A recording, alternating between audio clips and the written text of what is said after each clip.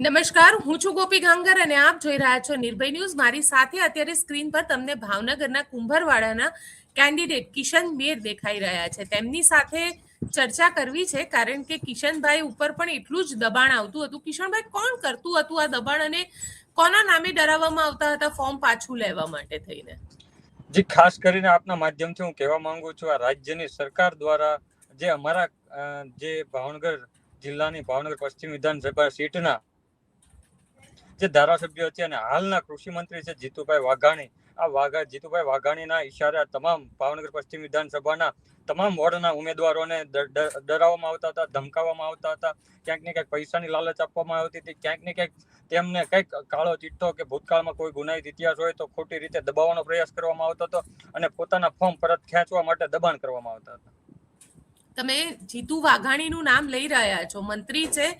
તમે એ ડાયરેક્ટ તમને ફોન કરતા હતા કે એમના માણસ થકી તમને ફોન આવતા હતા કે પોલીસના અધિકારીઓ કહેતા હતા? જી, એમના માણસો છે, પોલીસ કર્મચારીઓ છે, આ તમામ લોકો દ્વારા તેમના નામથી અમને ક્યાંક ને ક્યાંક ડરાવવા ધમકાવવાના પ્રયત્ન થઈ રહ્યા હતા. મારા સાથી ઉમેદવારને તેને ડાયરેક્ટ કોલ કરેલો છે, એટલે એવું પણ ન કહી શકે કે તમે મારું નામ શા માટે લઈ શકો છો.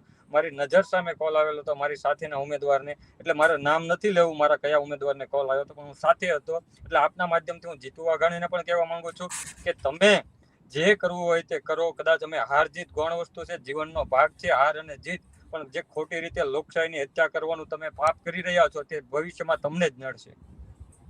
કિશનભાઈ, કેટલા રૂપિયાની ઓફર કરતા હતા? એટલે ડરાવતા હતા, રૂપિયાની ઓફર કરતા હતા, કઈ રીતે? એટલે શું રણનીતિ અપનાવતા હતા? જી, એવું ખાસ કરીને તો લોકો પૈસાની લાલચમાં વધારે ફોસલાવાનો પ્રયત્ન કરવામાં આવતો. 40-50 લાખ રૂપિયા લઈ લ્યો, ઘરે મૂકી દો, પરત ફોર્મ ખેંચી લ્યો, આપનું ભવિષ્ય સુધરી જશે, તમે અમારી સાથે જોડાઈ જાઓ, તમને ફલાણા ચેરમેન બનાવી દેવામાં આવશે, તમે અમારી સાથે રહેશો તો આવનારા દિવસોમાં ભાજપની ટિકિટ ઉપર તમને ચૂંટણી લડાવવામાં આવશે. આવા વિવિધ પ્રલોભનો આપીને ક્યાંક ને ક્યાંક અમારા કોંગ્રેસ પક્ષના ઉમેદવારોને લલચાવવાનો અને ફોસલાવવાનો ખૂબ જ પ્રયત્નો કરવામાં આવ્યા હતા, પરંતુ કોંગ્રેસ પક્ષના તમામ ઉમેદવારો અડીખમ હતા. એક ઉમેદવારે ક્યાંક ને ક્યાંક અમારા લલચાવન ફોસલાવામાં આવી ગયેલો છે, પિરછલ. સાથી બંને ઉમેદવારને બંનેને હેરાન પરેશાન કરવામાં આવ્યા.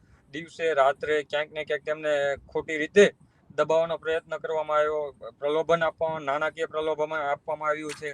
એટલે આ રીતે ખોટી રીતે જે લોકશાહીની હત્યા અત્યારે હાલમાં ભાજપ સરકાર દ્વારા કરવામાં આવી રહી છે તે ક્યાંક ને ક્યાંક ખોટું છે. સત્યની રીતે લડવું જોઈએ, સત્યના માર્ગે લડવું જોઈએ. લોકશાહીની હત્યા ન થવી પડે. ડોક્ટર બાબા સાહેબ આંબેડકરની જન્મ જયંતિ હતી. ડોક્ટર બાબા સાહેબ આંબેડકરે જે બંધારણમાં જોગવાઈઓ આપી છે તેની પણ આ લોકો દ્વારા હત્યા કરવામાં આવી છે. એટલે ક્યાંક ને ક્યાંક નાના લોકોનો અવાજ દબાઈ જાય અને અમીરો જ માત્ર રાજકારણમાં રહે તેવી નીતિ અપનાવવામાં આવી રહી છે. કિશનભાઈ, તમને કેટલા રૂપિયાની ઓફર કરવામાં આવી હતી? મને 50 લાખ રૂપિયા સુધીની ઓફર કરવામાં આવેલી હતી. ક્યાંક ને ક્યાંક એના મળતિયાઓ, એના ભાગીદારો, એના કોન્ટ્રાક્ટરો દ્વારા કહેવામાં આવ્યું હતું કે તમને 50 લાખ રૂપિયા સુધી આપી દઈએ, તમે અમારી સાથે ભળી જાઓ, અમારી સાથે જોઈન્ટ થઈ જાઓ. પરંતુ અમે કોંગ્રેસ પક્ષના નિષ્ઠાવાન કાર્યકર તરીકે અમને જ્યારે પક્ષે અમારી ઉપર વિશ્વાસ મૂક્યો હોય અને અમે અમારા સમાજ, અમે સામાન્ય પરિવારમાંથી આવતા હોય, એમાં સામાન્ય પરિવારની એમને જાણ હોય કે સામાન્ય પરિવારના લોકો આર્થિક રીતે ખૂબ જ પછાત હોય છે, આર્થિક રીતે નબળા હોય છે, એટલે આર્થિક પ્રલોભન વધારે આપવામાં આવ્યું હતું. પરંતુ ક્યાંક ને ક્યાંક અમે જે પરિવારમાંથી આવી રીતે સ્વાભિમાનથી સોમાનથી જીવતા હોય ત્યારે અમે વેચાણા નથી અને વેચાઈશું નહીં, પણ એ ખાતરી સાથે સત્યમેવ જયતે એવી મેં એને વાત કરી હતી કે તમે તમારા ઉમેદવારનું ફોર્મ પાછું ખેંચાવી લો, અમે અમારી કેપેસિટી પ્રમાણે અમે પણ પૈસા આપવા આપને તૈયાર છીએ. આપના માધ્યમથી હું કહેવા માંગુ છું કે અમારા શહેર કોંગ્રેસ પ્રમુખની હાલમાં ધરપકડ કરી લેવામાં આવી છે. અત્યારે જ મને કોલ આવ્યો છે, બોરતળાવ પોલીસ સ્ટેશનમાં એમની ધરપકડ કરી લેવામાં આવી છે. એટલે હું આપને વિનંતી કરું છું કે આપના ઇન્ટરવ્યુ હું શેના માટે ચલાવી દઈશ. ધરપકડ કરવામાં? શેના કોઈ માટે મને જાણ ધરપકડ નથી, કરવામાં? કોઈ જાણ નથી મને. માત્ર અત્યારે કોલ આવ્યો છે કે શહેર પ્રમુખની ધરપકડ કરવામાં આવી છે, તમે તાત્કાલિક બોરતળાવ પોલીસ સ્ટેશન સુધી પહોંચો. આપ જોઈ શકો છો કે કોંગ્રેસ પક્ષના ઉમેદવારો લડી રહ્યા છે ત્યારે તેઓ પ્રચાર પ્રસાર ન કરી શકે, માત્ર ને માત્ર તેઓ કાયદાકીય ગૂંચવણમાં અટવાઈ રહે અને તેઓ આવી રીતે પ્રચાર ન કરી શકે, એટલા માટે અમારા આ પ્રમુખની ધરપકડ કરવામાં આવી છે. લાલબા શહેર કોંગ્રેસ પ્રમુખ ખૂબ જ લડાયક નેતા હોય ત્યારે આ ભાજપ અને ભાજપના મળતિયાઓ દ્વારા આ ખોટી રીતે અમારા નેતાઓને દબાવવામાં આવી રહ્યા છે. તમને લાગે છે કે ભાજપ એની સત્તાનો દુરુપયોગ કરી રહી છે?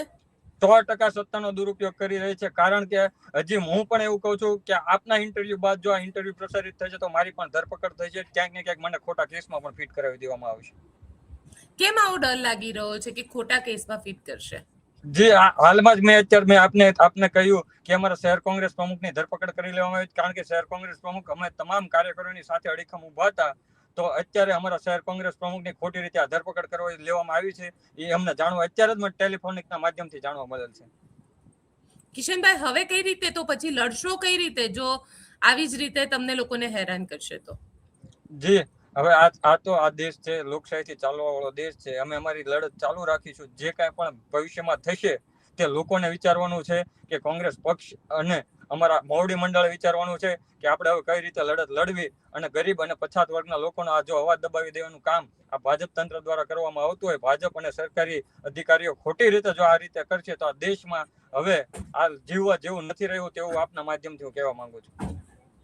બિલકુલ કિશનભાઈ, આશા રાખું કે આપની આ જે લડાઈ છે એ 26 તારીખ સુધી ચાલતી રહે. જોઈએ કે 28મી રિઝલ્ટ શું આવે છે. આપ અમારી સાથે જોડાયા તેના માટે આપનો ખૂબ ખૂબ આભાર.